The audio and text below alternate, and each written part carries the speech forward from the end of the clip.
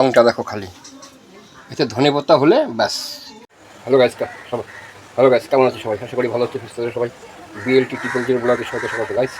আজকে রান্না করবো, এদিকে বসে হচ্ছে কচুর গাঠি। এই দেখো মাছ কেটে রেখেছে, আমুদি মাছ। সঠিকভাবে খাওয়া শেখাবো তোমাদের আজকে। আমুদি মাছ কী করে রান্না করতে হয়, সর্ষে দিয়ে করবো আজকে আমুদি মাছ। দেখবে যে স্বাদই আলাদা, পুরো সর্ষে দিয়ে। চলো মাছগুলো ভাজি, কচুর গাড়িটা নামিয়ে মাছটা ভাজবো, তারপর তোমাদের সঙ্গে কথা বলছি। একটু দাও, হ্যাঁ দাও, আমুদি মাছ করবো।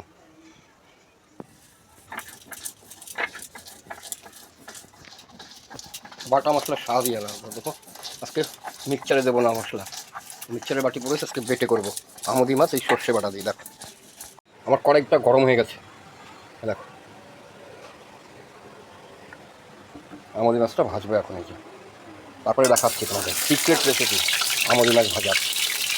আরে ফুটিস না, শিখছে, দেখো ভাতের জল ছিল, শিখছে।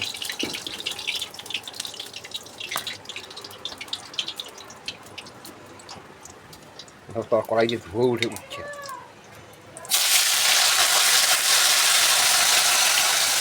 দুবারে ভাজতে হবে, একবারে হবে না, সেগুলো মাছ তাকে দুবারে। আর এই যে মশলাটা করে রেখেছে, কী কী দিয়েছি এতে পরে বলছি আমি তোমাদের।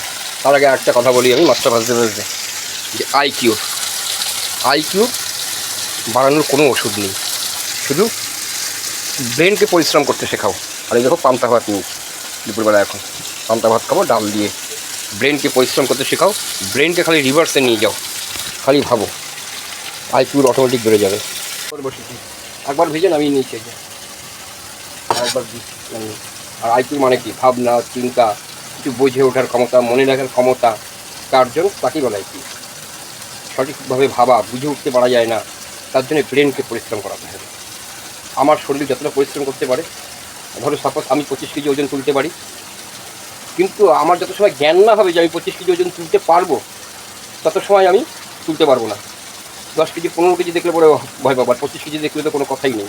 তেমনি ব্রেনটা যত সময় না বুঝবে যে হ্যাঁ আমি 25 কেজি ওজন তুলতে পারবো, ব্রেন যত সময় সংকেত না পাঠাবে, তত সময় আমি তুলতে পারবো না। অত আইকিউটা সম্পূর্ণ তাই। এবার ব্রেনকে পরিশ্রম করতে শেখাতে হবে। তো চলো মাছের ঝোলটা করি, মাছটা করি। আর এইভাবে তোমরা আমুদি মাছ করে খেয়ে দেখো একদিন। মাছ ভাজা হয়ে গেছে, এদিকে তেল গরম হচ্ছে। সোমবার দেবো। সোমবারে কী দেবো জানো? এইটুকু শুকনো লঙ্কা, আছে এইটুকু শুকনো লঙ্কা, আর দেবো হচ্ছে কালো জিরা। কালো জিরা, আর আমি এই যে মশলা করে রেখেছিলাম।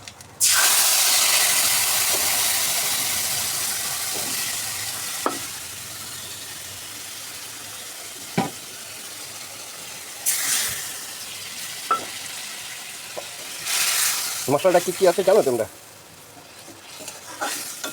সাদা সর্ষে, অনেকে বলে সাদা সর্ষে খেতে নেই, এই সর্ষেতে আদা দিতে নেই, কিন্তু সাদা সর্ষেটা আদা দিয়ে দেখো, যেই সাদা সর্ষেটা একটু আদা দেবে, তখনই সর্ষের স্বাদটা খানিকটা পোস্তর টাইপের চলে আসবে। আর যত পারো তোমরা ব্রেনকে পরিশ্রম করতে শেখাও। চলো এই মশলাটা কষাই। মশলাটাতে যখন তেল ছেড়ে দেবে মশলাটা, তখন ওই মাছগুলো দিয়ে দেবো,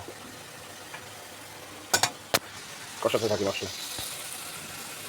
মশলাটা দিয়েছে কী জানো? সাদা সর্ষে, একটু আদা, 3-4 কোয়া রসুন, একটু জিরে, ব্যাস। আর ওই কাঁচা লঙ্কা আছে, আর সে শুকনো লঙ্কাটা তো তোমাদের দেখালামই, ভেঙে দিয়েছি শুকনো লঙ্কাটা, তেলে ছেড়ে দিয়েছি, ব্যাস। এইভাবেই করবে তোমরা। আর সর্ষে যেহেতু, সর্ষেটাকে পোড়াবে না কখনো, মশলা যে তেল ছেড়ে দেবে, জল ঢেলে দেবে। আজকে হাওয়া দিচ্ছে খুব, আজ পয়লা ভাদ্র। আজকে যদি নামে ভাববে ঝড়া, আর নলে খরা। মশলা তেল ছাড়তে শুরু করেছে। এই দাদা দেবা নাকি?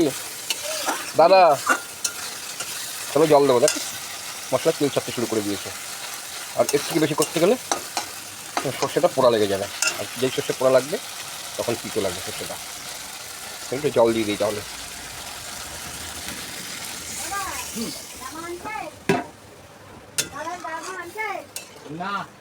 আর এতে ভালো কথা, এতে একটু পেঁয়াজ দিয়েছিলাম আমি।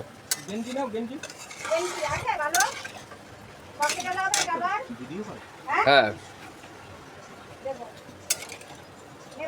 আমদি মাছ এখন অভিনবভাবে রান্না করলাম দাদা। দেখেছো তরকারির রঙটা শেষে তোমাদের দেখাবো। চলো এবার মাছটা দিয়ে দেবো ভিতরে, মানে এটা হালকা ভেজেছিলাম।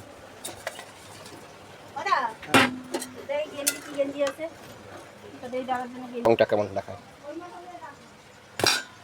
চলো নামাবো যখন তখন তোমাদের সঙ্গে কথা বলবো।